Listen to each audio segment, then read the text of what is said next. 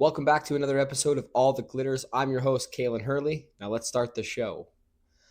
Um, Not a ton of news since everything subsided, but earlier this morning, Elliot Friedman, about 45 minutes before every other hockey media analyst, pundit, insider, whatever, said, keep an eye on Trevor Zegras. Something's in the works. And about an hour later, Mr. Michigan himself is off to Philadelphia. It was Zegras for Fouling, however you pronounce his last name, like a fourth and a fifth. Um, Kind of funny because the year he did the dish again with him and Sonny Milano, John Tortorella was very, he had some thoughts and opinions on that play. Um, he admitted it to himself and I think he was on the TNT broadcast or maybe he was just asked about it.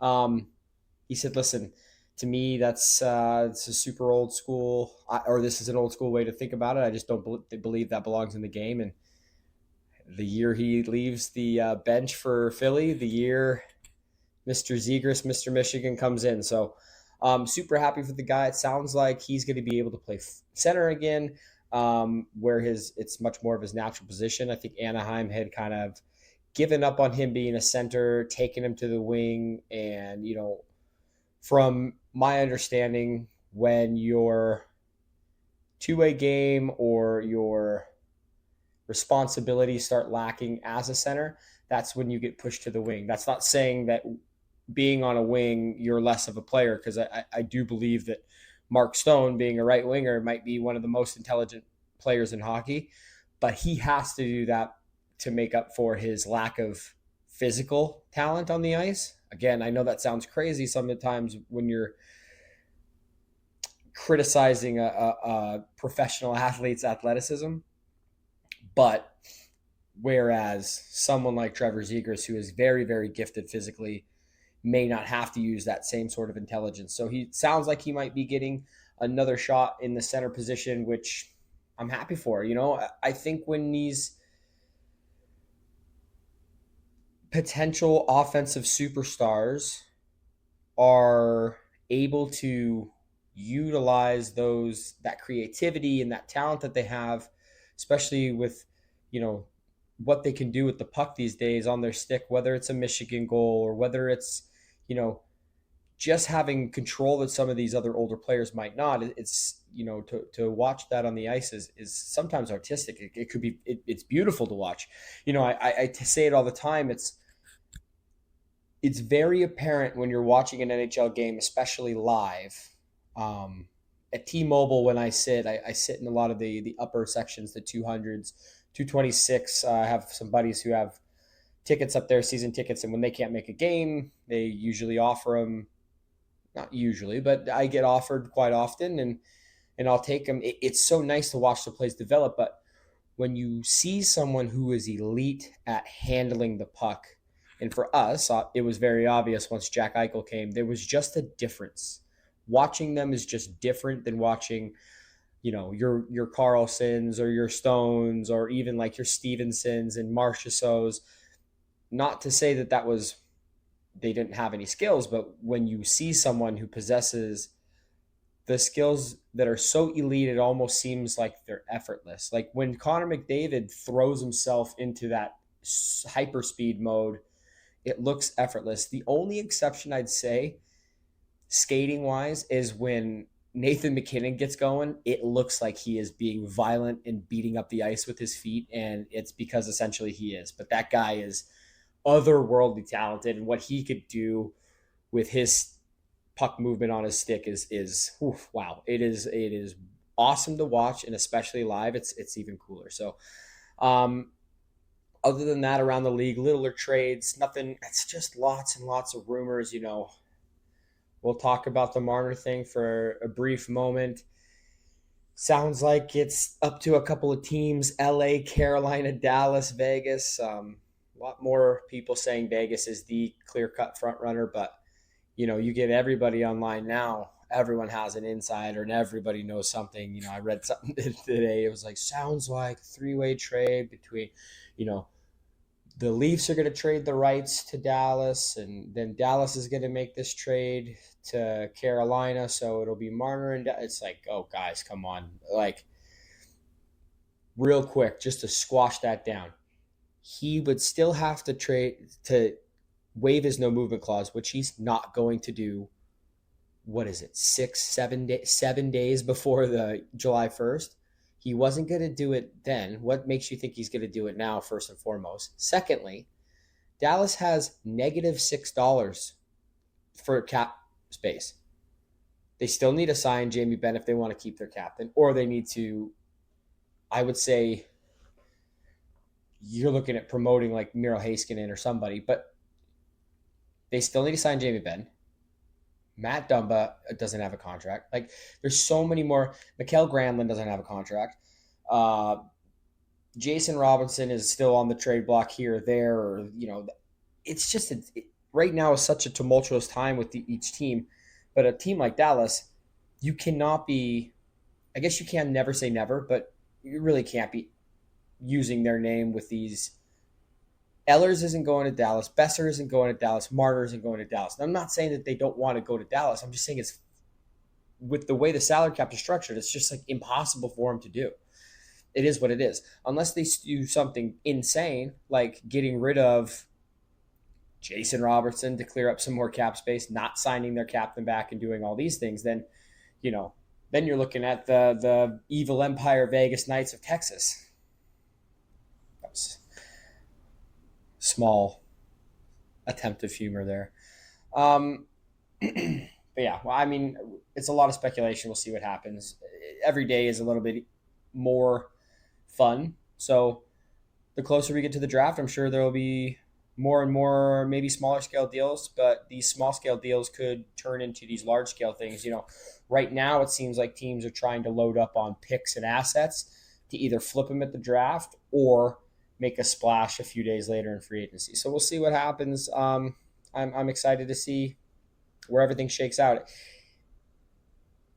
I will be a little disappointed if Vegas does lose out on a superstar wing, but I am, going into my 9th year of having to trust this front office. They may make cutthroat moves. They may piss you off, but what they don't do is miss often. So whoever they bring on, let's ride it out and see what happens.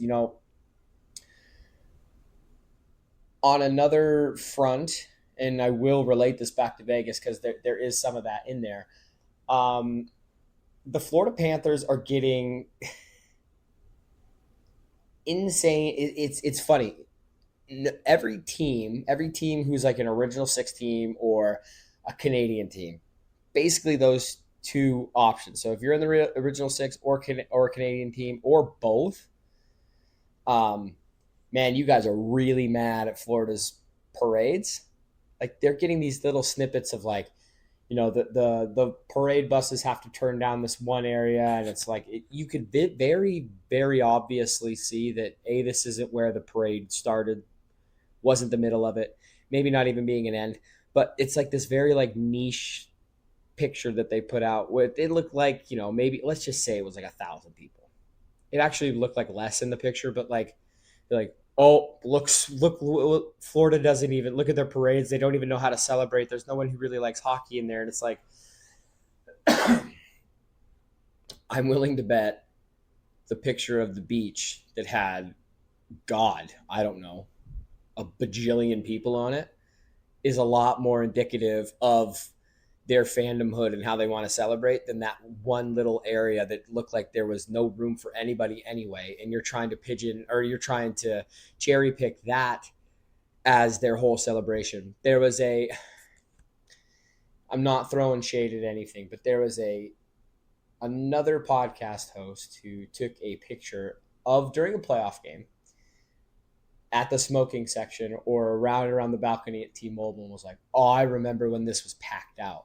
It's like, holy shit, man. It's like it's a random Wednesday in round one. what do you want? Do you want there to be 2,500 people in the plaza? I get that. Like, you go and you see the Edmontons and the Torontos and that, but first and foremost, I know our ticket prices are expensive, but those ticket prices are unbelievable. Try to look up Scotiabank's playoff ticket prices if you could even find a seat. The number is hardly a three-digit number.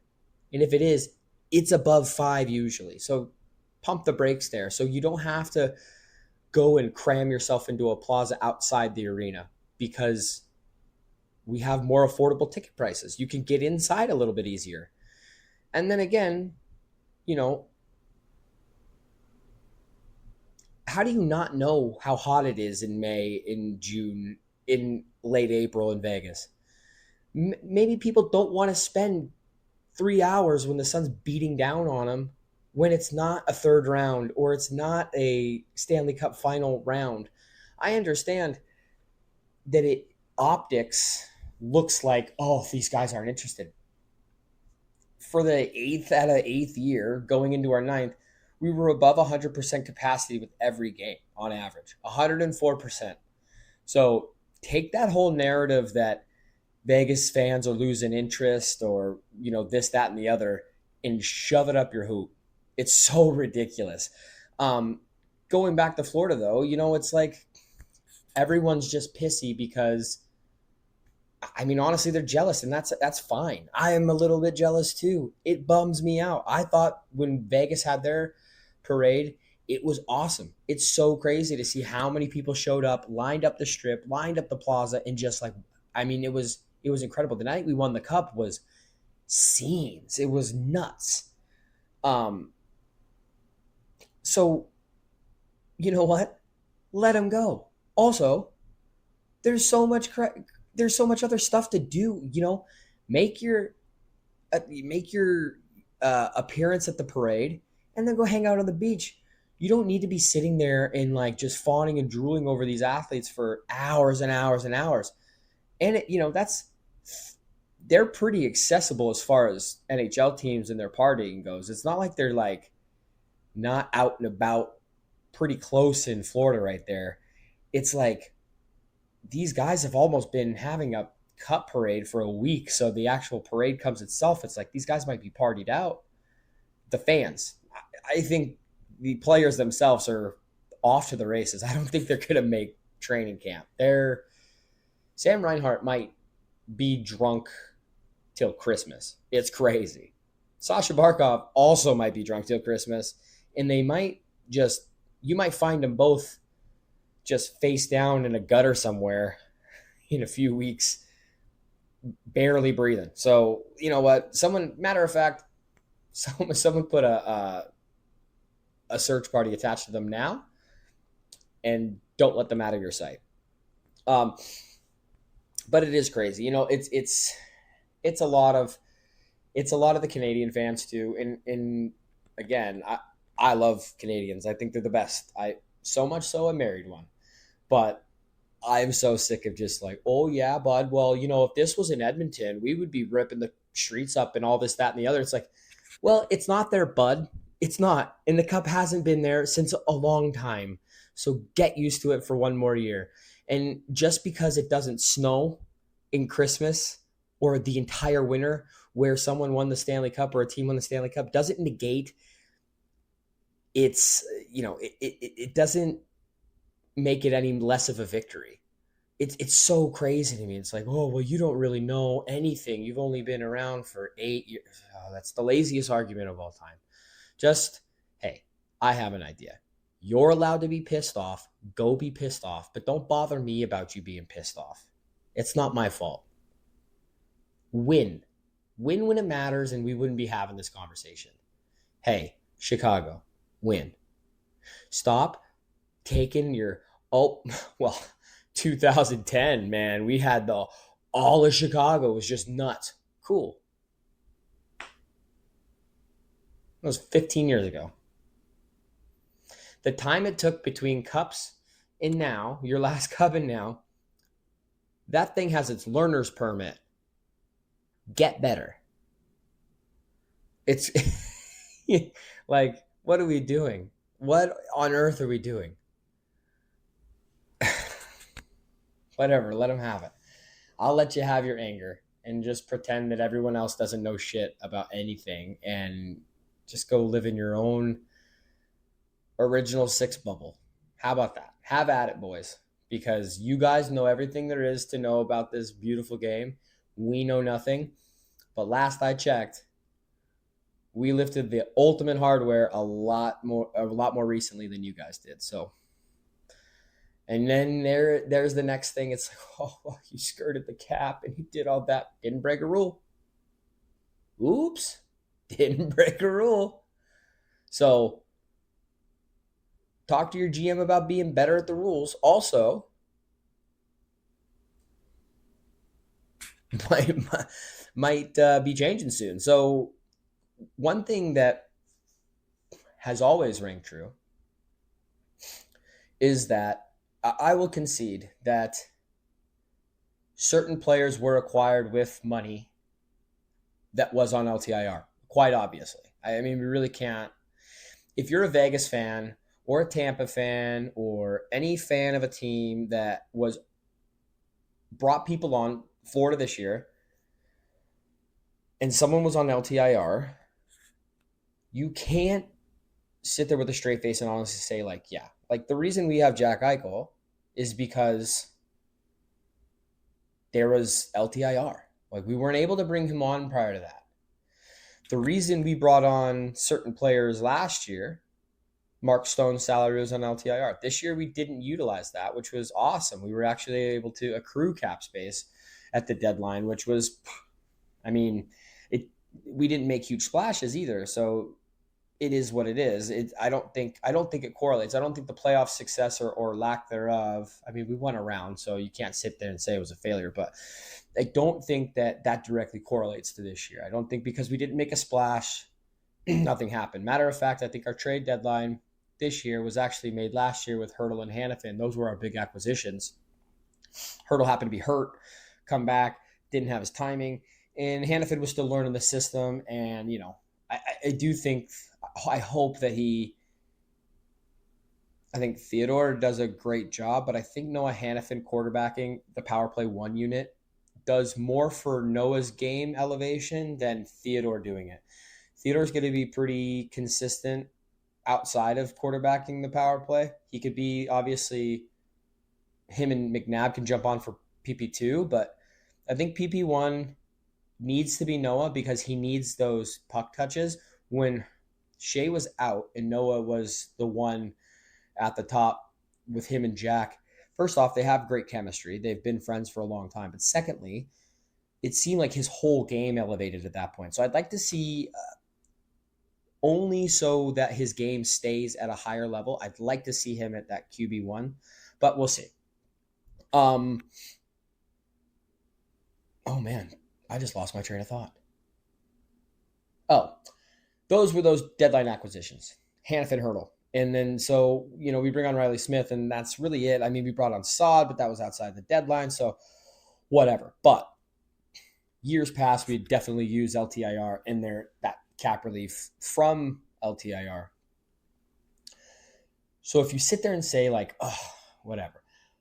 But the year we won the Cup, any other time we've been in the playoffs, even though we acquired certain players outside that, and that's how we were able to acquire them, I'm going to say 100% of the time.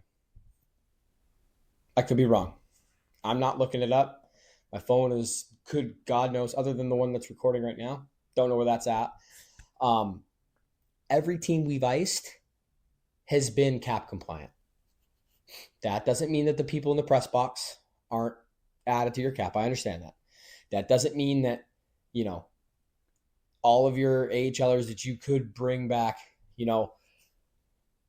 everything's got to be cap compliant. That's super cool. I actually dig that. It is what it is. I don't think it's all that hard, but it does make certain depth pieces and choices very important. And your depth is going to really need to come through if your team has to be cap compliant with the playoffs. All on board. Cool, cool, cool. It doesn't really change much. We've had a cap compliant team. Now, I don't know if that first or second year. The second year, I don't know if Tampa's team on the ice was cap compliant. You had the Kucherov 18.5 million over the cap t-shirts that second parade. I'm not sure. But I do know that ever since Edmonton and Florida wrapped up, there's been, some talks about and more investigations on Kane. And I understand why Edmonton seems to be upset. It's displaced anger at Florida and Vegas. The argument was like, oh, well, the American teams are doing it, but as soon as Edmonton does it, we need an investigation. It's like, no, I think the player matters in this situation because he has a history with the league, but also he was very outspoken and made some comments saying he was ready to go and ready to play, and he wanted to play and wanted to be out there. So I think you take the way his cup final ended with not coming out for the handshake line, right, wrong, or indifferent, that pissed off Gary Bettman. It is what it is. It's a tradition that has not been broken often, or if at all. I mean, it gets brought up quite often, but Pietrangelo and Leon Draisaitl shook hands at the end of that series that he almost took his arm off. So I don't want to hear it. Come back out. Quit being a little bitch. You are soft as baby shit, dude.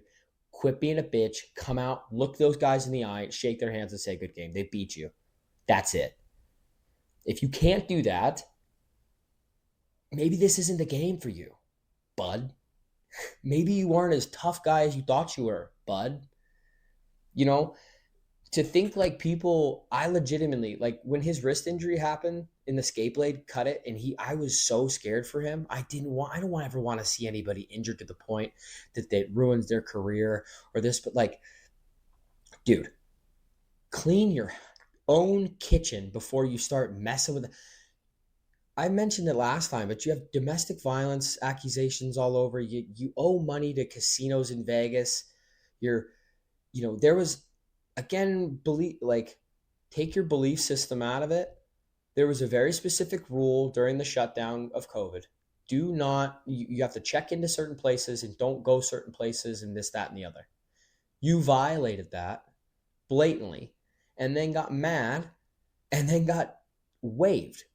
Like, you weren't supposed to go someplace. You went someplace. San Jose was forced, terminated your contract, probably so happy to do so. And then you go to Edmonton for a second chance where you're making $5.5 million on top of what San Jose owed you. So you're really getting double dipping paid. And then now you're going to be a crybaby little bitch and not come out to shake somebody's hand. Get the fuck out of the league. You take this beautiful game and sully it. And the crazy part is you have so much skill and you are so talented. You just happen to be the worst attituded person I have ever witnessed. That's crazy, not true. But for this purpose of this podcast and the purpose of clips and how things get happen, you suck. Evander Kane, ew. That is something I will not step off of. I may later on go, you know what? Maybe I was giving Zach Whitecloud a hard time. Maybe I can't beat him up. I make crazy statements. Evander Kane, you were a trash human. Bad trash human. End of story. If you try to defend him, you might be a trash human too. Or you might be from Edmonton. One of the two. Kidding.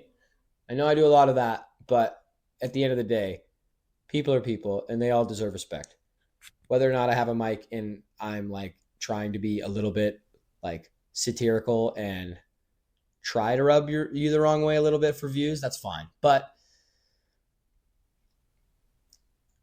there's a level of dramatization to everything I'm saying here, right? Like, especially when it comes to saying like the whole city of Edmonton isn't a dump. I mean, yeah, is there a lot of smog and it's uninhabitable during the winter because it's way too cold, and hidden speed cameras that just are waiting to give you tickets in the mail, and generally not a fun place to be, and there's not really any views. And I think the only thing they have is a big mall, and all of downtown separated by a river. And then the other thing is like basically they have their college downtown off White Street. And other than that, yeah, it kind of stinks. But I mean, it is what it is. It's still a place that exists, and there's still Great people. Um, yeah, not too much else going on around the horn. Official first podcast with the co-host Christian will be next Tuesday. That happens to be July 1st. That happens to be the trade deadline. Free agency. So that will be fun. We're going to try to do it in the morning. So I'll have some stuff locked and loaded. I will be hitting my TikTok and Instagram live pretty heavily that day. So if you're not on that, please go check it out. It's the All the Glitters pod Instagram, and same thing, All the Glitters pod TikTok. I will, you know what? I will figure out a way to link them in the description of this YouTube podcast. And if you are listening on TikTok or see a clip of this, then you jump over to the YouTube and subscribe and like to that. That'd be sweet. And it doesn't have a Facebook because that's for old people and too much weird. I don't care about your cats on Facebook. I'm sorry. I don't care about what your second cousin read in the news today. Sorry. So we will avoid Facebook altogether. So TikTok, Instagram, YouTube, the big three, the Twitter or the X or whatever you want to call it. That is the All the Glitters podcast on that as well. I'll link them all, and then we'll go from there. Thank you for your ears. Thank you for your time. If you like this, please like this physically on the thing. Hit the like button. That'd be cool. If you liked it enough that you think that I'm interesting and think your friends or someone you know might like this, send it to them. Share it. That'd be sweet too. And maybe they'll like it. And maybe they have friends and then they'll like it. And then we'll build this giant, cool community together. And then I won't have to come up with topics by myself because you guys will comment and say, hey, talk about this. And I will. That would be really cool. Yeah. And if you guys have suggestions on things that you want to talk about, put them in the comment section or tell me I'm wrong. Put that in the comment section. I'm a pretty reasonable dude. Unless you're an Edmonton Oilers fan. I'm just kidding. Yeah, just put it all in there. I would love to have conversations with you guys, and I would love to talk about the things you want to talk about, or I would love you to hear the things that you want me to talk about. That would be sweet. So like, comment, share, do all the things. Subscribe, please, and thank you. We are like 7 or 8 subscribers away from our goal of 100, and that is before American Independence Day, the 4th of July, the Star-Spangled Banner, and the home of the brave. As always, go Knights. Besos, mi amigos. Thank you again. I'm out.